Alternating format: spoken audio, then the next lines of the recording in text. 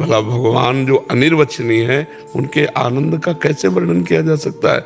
वो तो यत् किंचित शास्त्रों में वर्णन है, जैसे एक पदार्थ के आनंद का, सुख का वर्णन करने की सामर्थ्य वाणी नहीं रखती। कितना मीठा है, बहुत मीठा है, इसके आगे खा के देख लो। ऐसे भगवदानंद परमानंद में है। कैसा परमानंद है? भजन करो, भगवान की प्राप्ति करो, तब अनुभव में आएगा।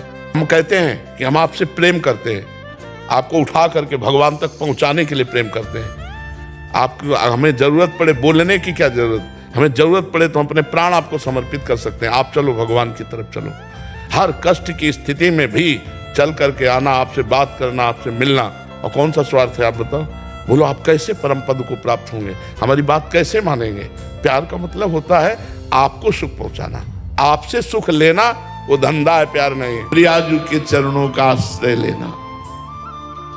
अगर नाम चल रहा है तो आपका जीवन धन्य है।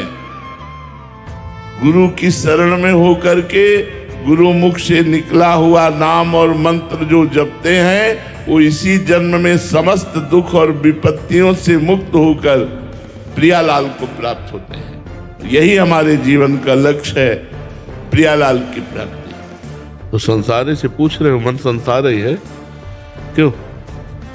मतलब संसार के हिसाब से चलना चाहिए कि मन के हिसाब से चलना चाहिए? तो मन ही संसार है।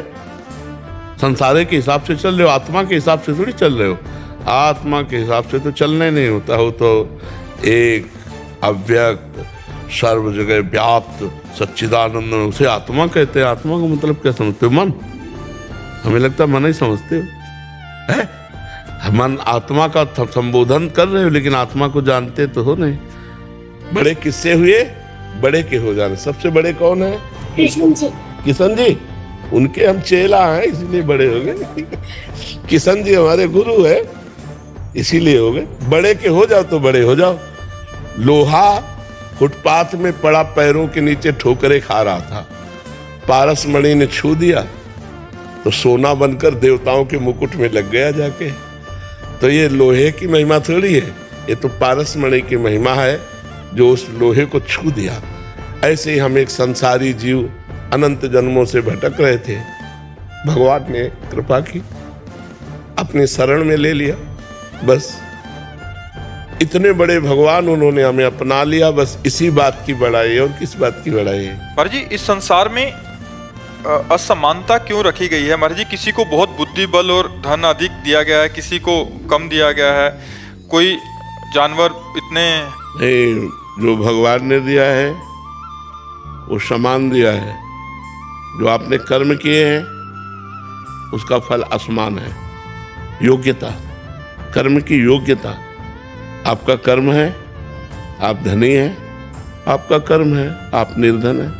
आप पाप कर्म किए हैं, दुखी है, वो पुण्य कर्म किए, सुखी है। कर्म का खेल है। जितना विश्व रचा गया है वो कर्म प्रधान रचा गया है। कर्म प्रधान विश्व रचि राखा, और जो जस करे तासि फल चाखा।